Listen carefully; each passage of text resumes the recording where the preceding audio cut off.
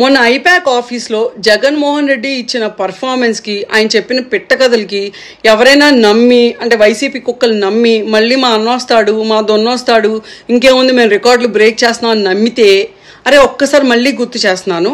2014లో Jaganmohan Reddy just మా తండ్రి చనిపోయాడు, నన్ను అన్యాయంగా జైల్లో పెట్టాడని చెప్పి ఓదార్పు యాత్రతో ప్రతి ఇంటికి వెళ్ళి నన్ను మీ బిడ్డ అనుకోండి, నన్ను కాపాడండి అని చెప్పి ఆయన, వాళ్ళ సిస్టరు, వాళ్ళ మదరు, ఇంతమంది ఇంటింటికి వెళ్ళి కొన్ని కుటుంబాలకైతే డబ్బులు కూడా ఇచ్చి ప్రతి గుమ్మంకి వెళ్ళి బొగ్గలు నిమిరి వాళ్ళకి ముద్దులు పెట్టి ఇన్ని చేస్తేనే 67 సీట్స్ ఇచ్చారు. ఇది అప్పటికి జగన్మోహన్ రెడ్డి మీద ఒక సింపతి వేవ్ ఉండి, అమ్మో ఈయన మంచోడేమో అని ఎక్కడో మనసులో ఒక థాట్ ఉన్న జనాలు 67 సీట్స్ ఇచ్చారు.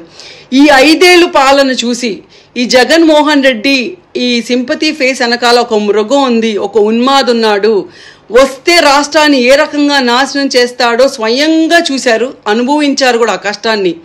ఒకళ్ళు ఆళ్ళు ఈళ్ళు అని కాకుండా చిన్న సైజ్ కార్మికుల నుంచి పెద్ద పెద్ద బిజినెస్లు చేసుకునే బిజినెస్ మ్యాన్ వరకు, కాంట్రాక్టర్స్ వరకు, రియాలిటర్స్ వరకు ప్రతి ఒక్కళ్ళు పడని కష్టం లేదు, తిట్టుకోనోడు లేడు, ఇబ్బంది పడినోడు లేరు. గుండెల మీద చేసుకొని చెప్పండి ఎంతమంది ఇబ్బంది పడ్డారో.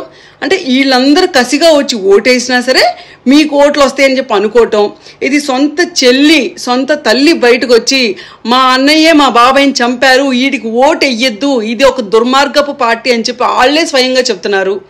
ప్రజలు అనుభవించారు మీ ఇబ్బందులన్నింటినీ. ఇంత జరిగాక కూడా ఇంకా మేమేం వస్తామో, మా సీట్లు పెరుగుతాయి 150 కన్నా, అరే రాసి పెట్టుకోండి, ఆ రోజు 67 వచ్చినాయి కదా, అక్కడి నుంచి మీ కౌంట్ డౌన్ షురు కిందకి వెళ్తుంది. సో రాసి పెట్టుకొని దేవుణ్ణి ప్రార్థించండి, అన్నయ్య కనీసం ఒక 20-30 సీట్లు ఇచ్చి అసెంబ్లీలో ఉంచుకుంటే కనీసం అపోజిషన్ హోదా అయినా వచ్చింది ప్లీజ్ అని చెప్పి దేవుణ్ణి ప్రార్థించుకోండి. అండ్ అందరూ రెడీగా ఉండి, మీకున్న ఆప్షన్స్ ఒకటే, రేపు June 4 తర్వాత తిహార్కి వెళ్తారా, చెంచల్గూడకి వెళ్తారా, రాజమండ్రికి వెళ్తారా, ఈ 3 ఆప్షన్స్లో సెలెక్ట్ చేసుకొని అన్నయ్యతో పాటు వెళ్ళి అక్కడుండి అన్నయ్యకి సేవ చేసుకోండి, మీకు ఏమైనా ప్రేమ ఉంటుంది.